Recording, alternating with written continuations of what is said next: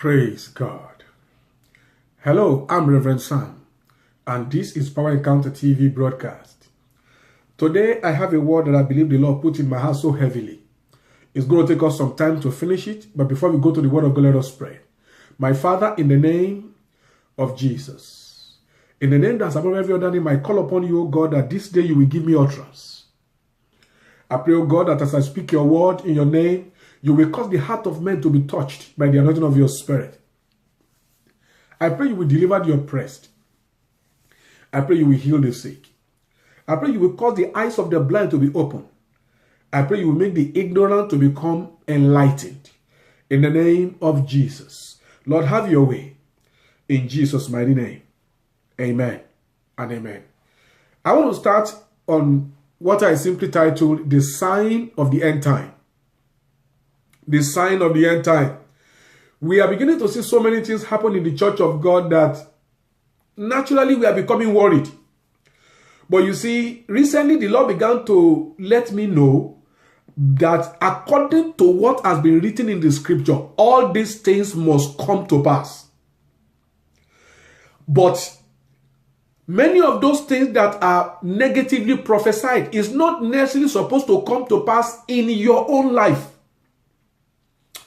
And this is what I'm going to really use to establish my fact.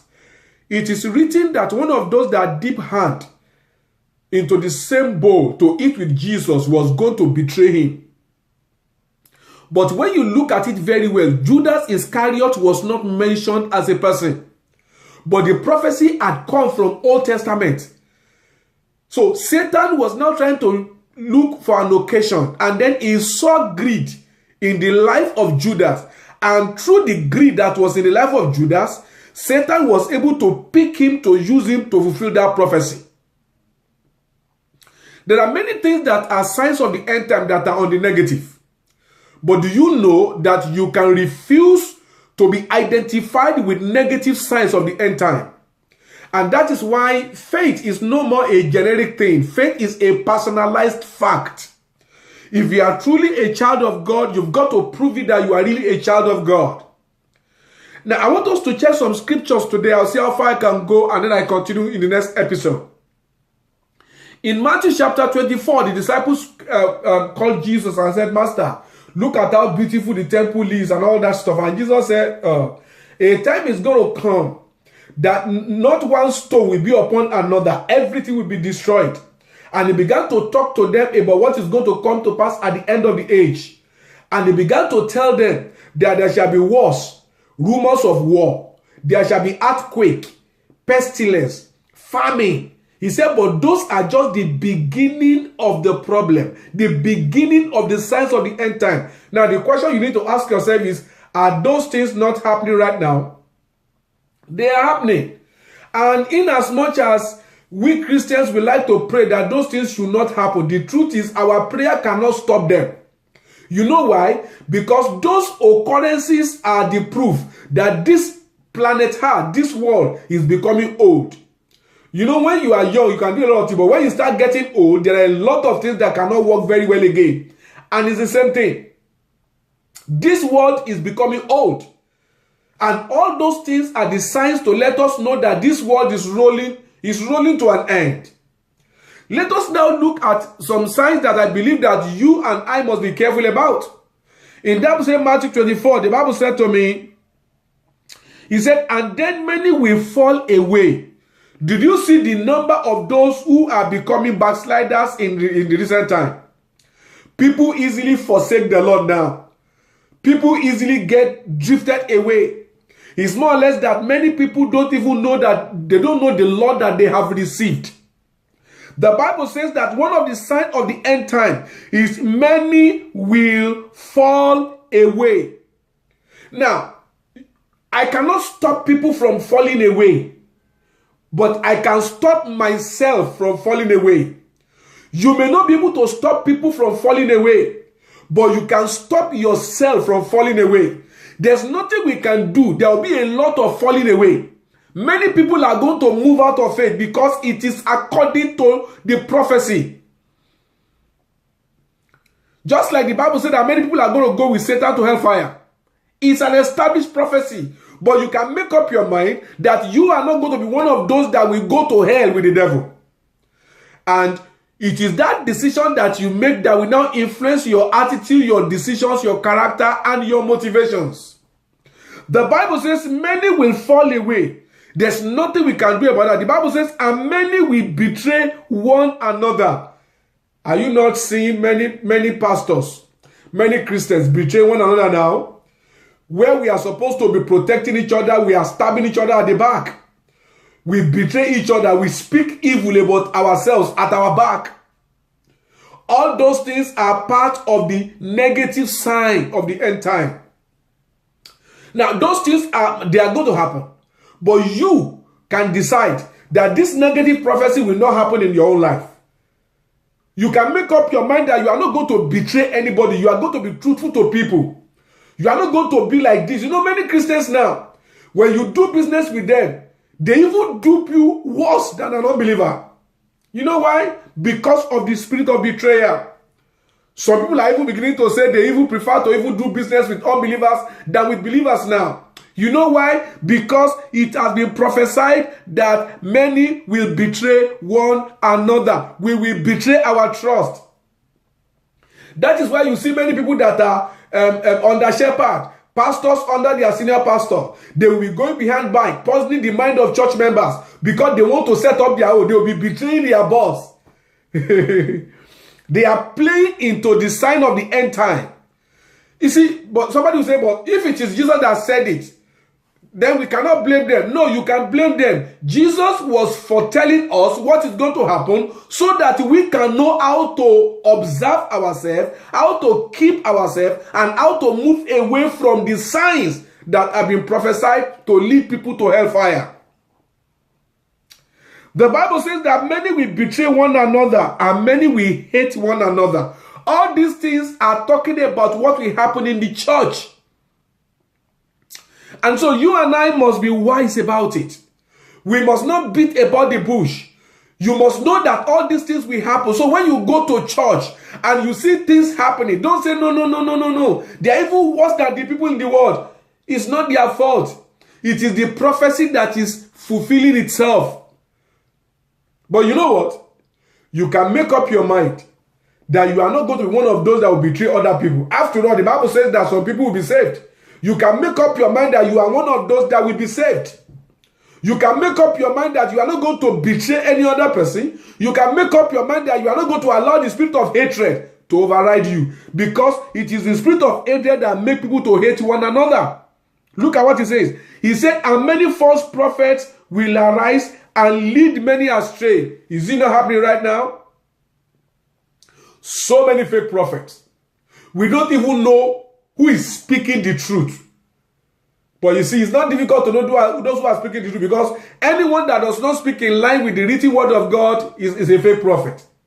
And Jesus has come, he said to us, by their fruit you shall know them. So don't be swayed off. Don't be swift off your feet because they can prophesy, because they can see vision, because many people are using satanic power to see things now. They are fake prophets.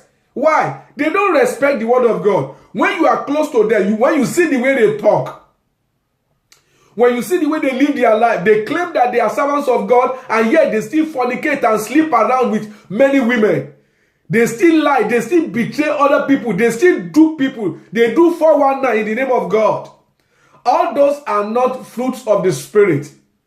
But the Bible said there shall many fake prophets, and he will lead many astray. But you can make up your mind that you will not be led astray by a fake prophet. You can make up your mind. You can begin to pray that, Lord, even though many will be led astray, but I don't want to be one of those that will be led astray. I want to follow you to the end. And if you can make up your mind to pray that prayer, God will help you. He will guide and direct you when he knows that you have made up your mind to be with the Lord in the end. Look at what it says again. The Bible says, and because lawlessness will be increased. Did you see that? Lawlessness.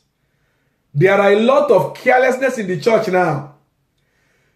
People are not even ready to obey the word of God again. People are so lawless.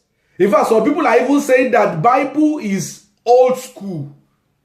Some people are even trying to even rewrite the Bible now to suit their own so-called modern life.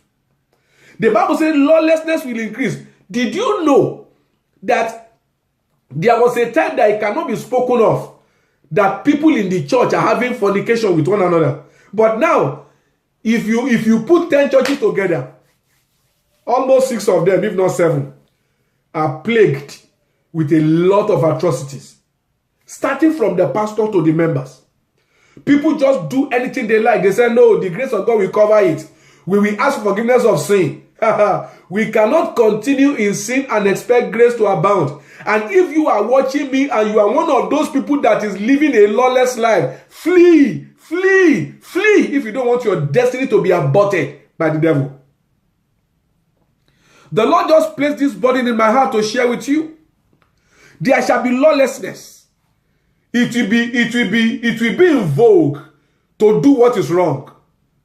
Can't you see now? There was a time that when people were doing lesbianism and homosexualism, it was something of shame.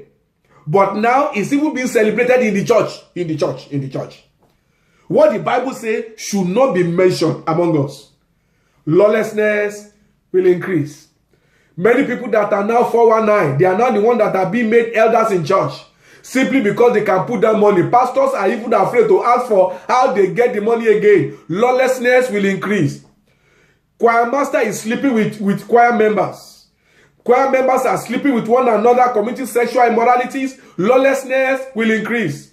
People who are in charge of the finance of the church, they are now stealing church money in the name of official things. Just like Judas was stealing the money in the time of Jesus. Lawlessness will increase.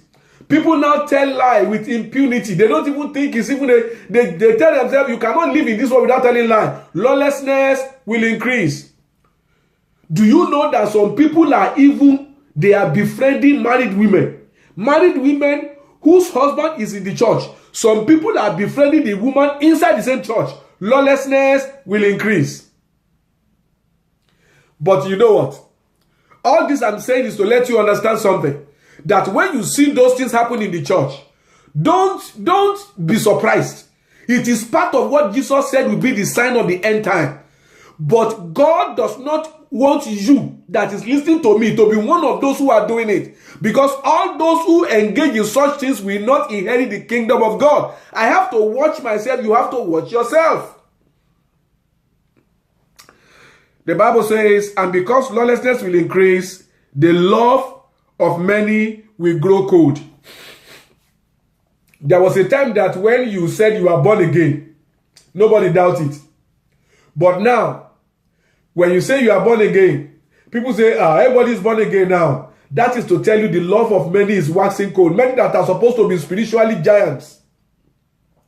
Many who are supposed to lead others in the path of righteousness. They are beginning to become lukewarm. They are now becoming compromising in their attitude and their lifestyle. They are beginning to tell themselves, I have to slow down with this my Christianity if I'm going to make it in this world. The love of many will wax cold. But you must understand that Jesus Christ said, if you are going to be hot for God. If you are going to be cold for the devil. But if you are lukewarm, Jesus said, I will spew you out of my mouth. That means both who are cold and those who are lukewarm are not going to enter heaven.